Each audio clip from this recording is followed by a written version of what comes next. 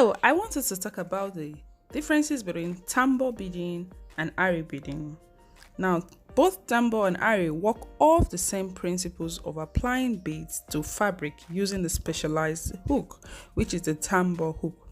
Using the hook with a chain stitch is created through a twisting motion of the tool, allowing the beads to be applied in a continuous line. Tambour is a name given to this kind of work in the West, and it is believed to have come from the French word tambour, as in drum, meaning drum, because the fabric is stretched in the frame. Now, Ari is a name used in the eastern parts of the world. Countries such as India, Pakistan, they have a very rich history of using this technique for sari making. So those Indian judges we see, those Indian fabrics we see, is as a result of ari beading. Now in tambour, the beads are loaded up onto the thread first, and then the piece is worked on from the wrong side, meaning it's worked on from the back. So any guides are only applied to the reverse side of the frame. So this means that you can work on a continuous thread until you finish the area, which makes it very quick, avoiding any unnecessary starting and stopping. One challenge, however, with the tambour method is that you cannot really see the work while you are working on it unless the material is particularly very transparent, like the tulle mesh, which some people find more difficult to use. But in iron, the beads are loaded onto the hook itself.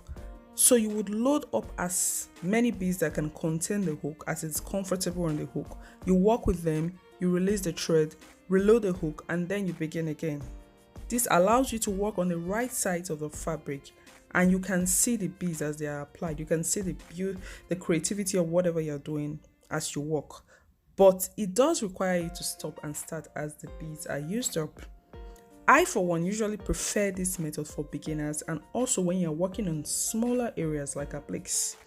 But for larger areas like you're creating a dress panel, you want to work from the shoulder to like the half length of the dress. For tailors, it is better you use the tambour method of working underneath the reverse side of the frame, because you do not always have to stop and put beads back in the hook.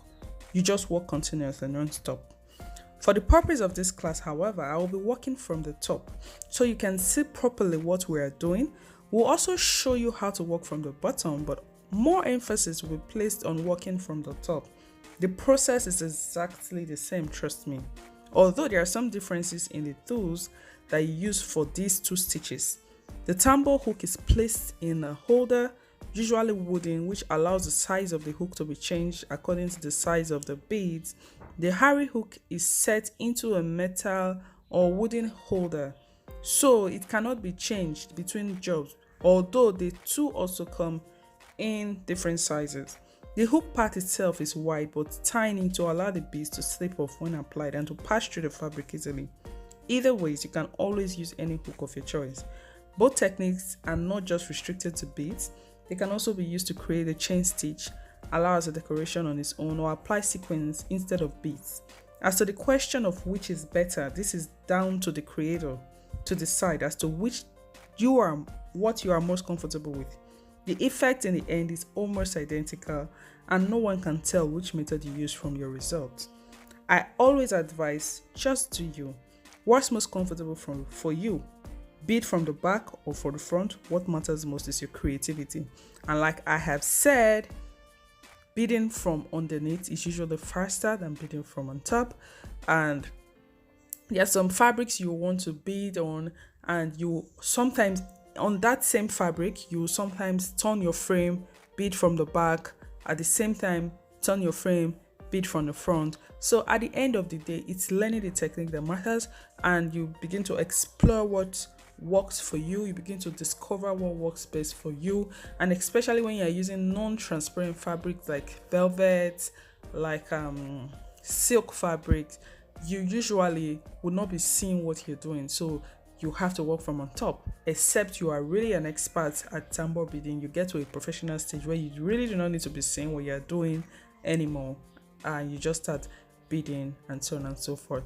And as we progress, I'm going to be telling you of the materials you can use. I'm going to be telling you of the hooks and the threads as well as that. And when we go into practical demonstration of tambour beading, I will furthermore explain to you how you can work from beneath and how you can work from on top, and at what stage do you have to switch off from on top to beneath and all of that. I'm just trying to give an overview of all of the things that we're going to be doing.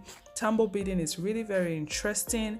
Tambour beading, although at the first stage seems like you are going to be finding it difficult, you are going to be very slow while you're working, but when you start practicing consistently, the key word I always tell people is when you are doing tambour beading, you have to always practice. A day should never go by without you practicing, no matter how small the surface area which you're practicing on. You always have to practice, and it will finally master the method, and you find out that you can even now tambour bead a larger area within a few hours, as the case may be.